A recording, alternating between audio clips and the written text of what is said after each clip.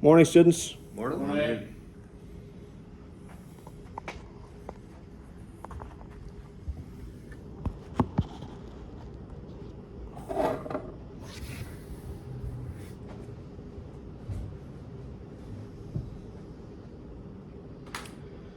Okay, good morning, students. My name is Martin Caldwell, and our session this morning is on Tempranillo in Spain. Now, in terms of our learning outcome for this session is to understand how environmental influences, grape growing options, winemaking options, and bottle aging impact the style and quality of wines made from Tempranillo in Spain.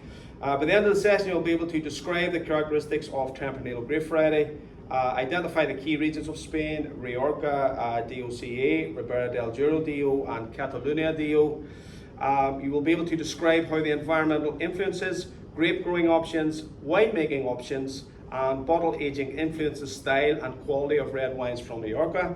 And of course, finally, describe and compare the styles and quality of Tempranillo blends from Rioja labelled as Joven, Crianza, Reserva, and Gran Reserva. First of all, I'd like to just check on your prior learning. What is a moderate climate then, Sean? Well, it normally runs between about 16 and a half to 18 and a half for those mid-regions. Absolutely, that's the average growing temperature. Well done, Sean.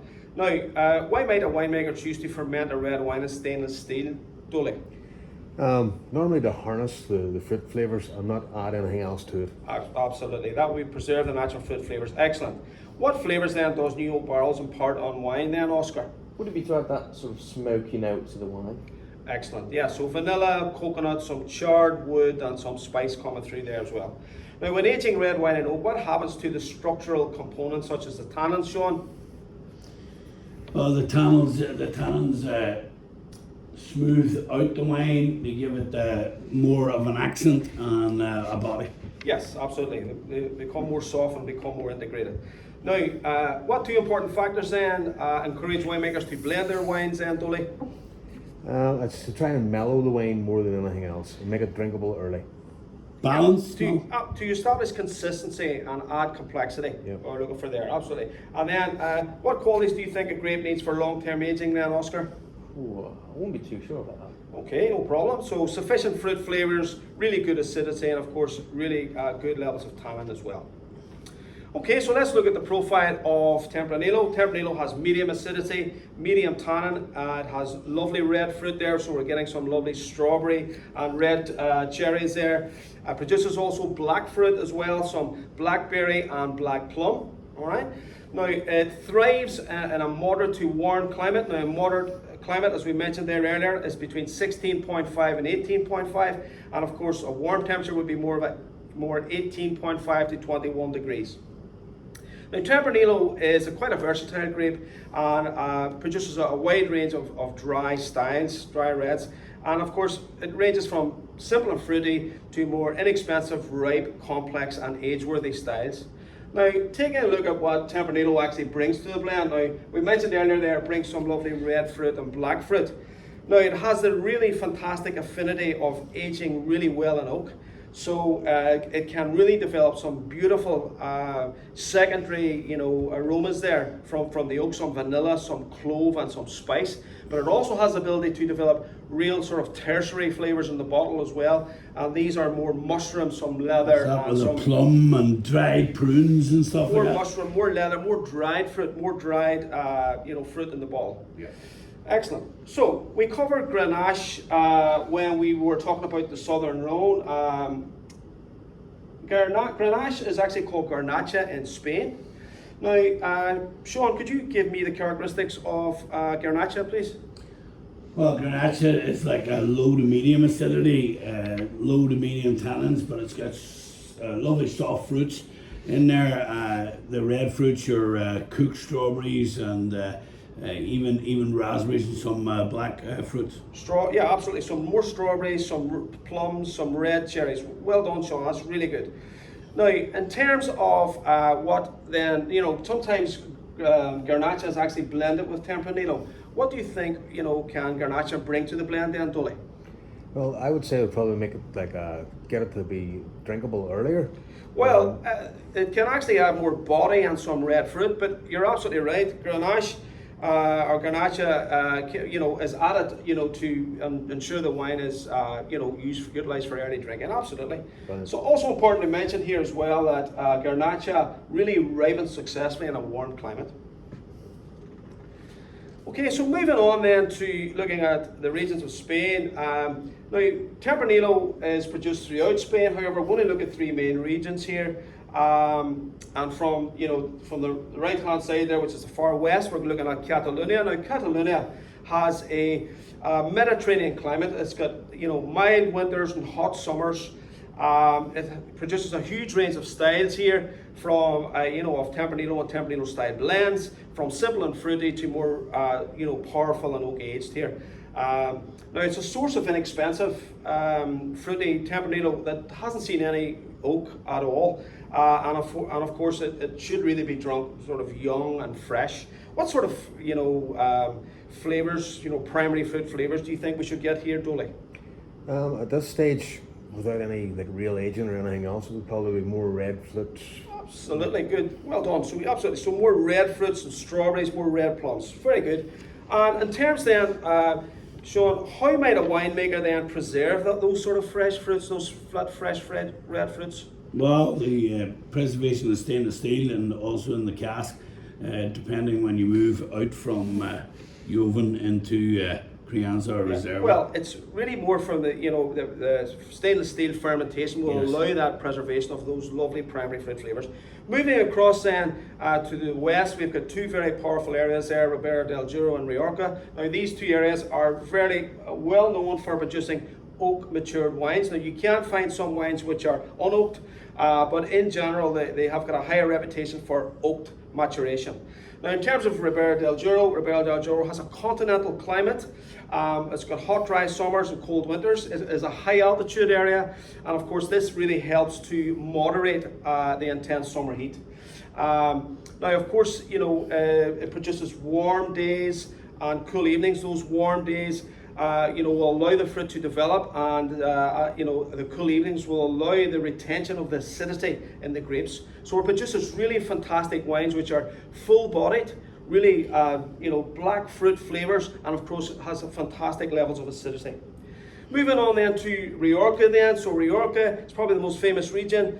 It's got a wide range of temperatures right across the region there, and of course a wide range of styles as well. Temperatures, you can have cool temperatures there which can produce more sort of elegant wines with high acidity, more moderate temperatures there which can produce more riper fruit wines with good acidity, and of course you have some warmer temperatures there which can also produce wines which are higher level of alcohol, which are more full-bodied and more intense fruit. Now, Rioja is most commonly a blend. However, Tempranillo dominates in the blend here in Rioja and in their best wines. As we mentioned earlier, they are sometimes blended with Garnacha for early drinking. Well done, Dolly, for mentioning that. Thank you. And of course, small portions of other grape varieties is sometimes blended to increase acidity and tannin. Sean, why might winemakers want to do that? Well, I mean, the palatability of the wine, you need that balance between the high sugars, the tannins. Whenever you add that to the wine, then it becomes much smoother. Well, really, Sean, it's really to do with the long-term aging is what we're looking for there. So to allow the wine for more long-term aging is what the winemakers are trying to achieve there. Thank you.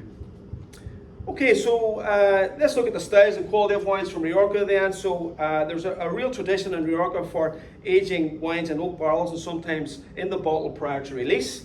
There's four main terms that reflect the style and quality of wines here, and they are Joven, Crianza, Reserva and Gran Reserva. Now, these are actually age statements, and of course these reflect the legal minimum aging criteria here. Now, the most important thing to remember here is the order and the style of the wine that they actually indicate. Now, let's go through them here. So Joven then. So Joven, typically young and fruity, fresh, not subject to any minimum aging requirements, not aged in oak. It's not no oak maturation, no aging in the bottle.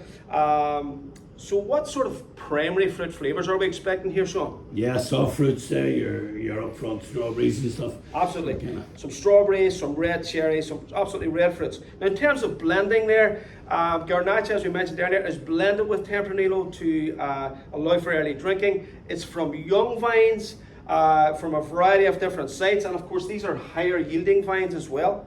Moving on then to Crianza. Crianza then must be aged in oak prior to release. And of course it develops, lovely secondary flavours here and aromas. What sort of secondary aromas am I talking about, Dolly? Well, you're probably going to start getting a bit of vanilla coming through, just different, like a tiny bit of spice starting to come through as well. Absolutely. So vanilla, some smoke, absolutely, some coconut, and that's alongside those, primary fruit flavours. Now, there's a focus really here on balancing the fruit and oak influence here. In terms of blending, Garnacha is blended here again for tannin and acidity. And of course, in terms of the sites, it's from moderately older vines. And of course, these should have enough concentration and flavour and acidity to withstand some oak aging here. So moving on then to Reserva. Reserva then must be aged for extended periods of time in both the cask and the bottle, and over the time the tannins soften and it develops more tertiary aromas. What do I mean by tertiary aromas then, Sean? Yeah, we're talking about dried fruit there, aren't we? Prunes, plums, heavy black fruits, that kind of richness. Absolutely, some dried prunes, dried plums, some cooked strawberries, that type of thing, absolutely. Now, in terms of blending here, Tempranillo obviously dominates the blend again, and of course, body and fruit. Garnacha will bring some body and fruit to the blend here. It is also blended with other grape varieties for acidity and tannin. Now, more careful blending is carried out here for these wines. They're from older vines, or lower yields, and of course, more concentrated grapes here. And of course, these are from more premium sites, which are known for producing high quality fruit. Moving on then to Grand Reserva, wines subject to the highest minimum aging requirements have the most pronounced and secondary and tertiary aromas here. Of course, we're getting some which is more complex, more savoury, more dried fruit and more mushroom. And of course, in terms of blending, Tempranillo dominates the blend here again. Garnacha is blended for fruit and complexity. Of course, these grapes come from the best vineyard sites, highest quality grapes, and of course the lowest yielding vines here. Exceptional fruit quality we're looking at here, produce the highest possible concentration of flavours, and of course there's an emphasis here on great depth, complexity, and aging potential. So looking at then our final learning, let's do it together. Describe Tempranillo characteristics. So we have acidity levels then would be medium, wouldn't it? It would. Tannin levels, medium. Yeah, medium. Red fruits, we mentioned, haven't we? Strawberries and red cherries. And of course we've got, they can produce black fruits as well, is that right? High sugar level. That's right, good. And black fruits would be blackberry, black plum. Key wine regions then that we've just talked about.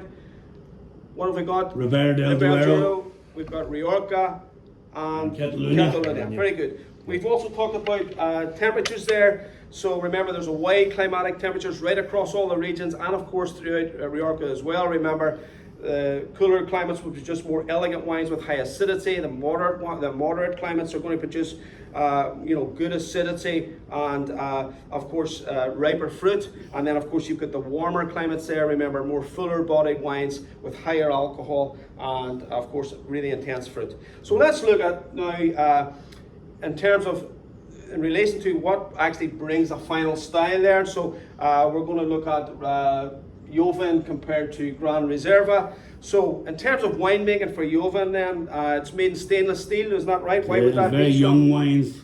Very young and fresh, remember, and it's made in stainless steel to retain those primary fruit. Early release to the customer. That's right. So there's no subject to minimum aging. It's released the year after the vintage. Absolutely, Sean. No aging in the bottle. Remember, blending. We mentioned earlier about Garnacha is blended for early drinking. There's a focus on primary fruit, isn't that right? We mentioned that.